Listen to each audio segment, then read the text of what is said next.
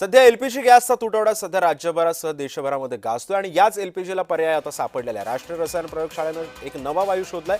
परकीय नैसर्गिक वायूवरील भारताचं अवलंबित्व आता कमी होणार असल्याचंही बोललं जात आहे।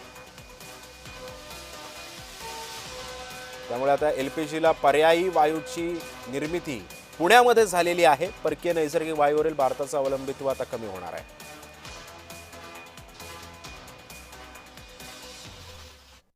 2 दशकांपासून अशासाठी की त्याचं संशोधनाला वेळ लागतो। संशोधन ही एक क्रिएटिव्ह ॲक्टिव्हिटी आहे। असं पटकन जादूची काडी फिरवली आणि संशोधन झालं असं होत नाही।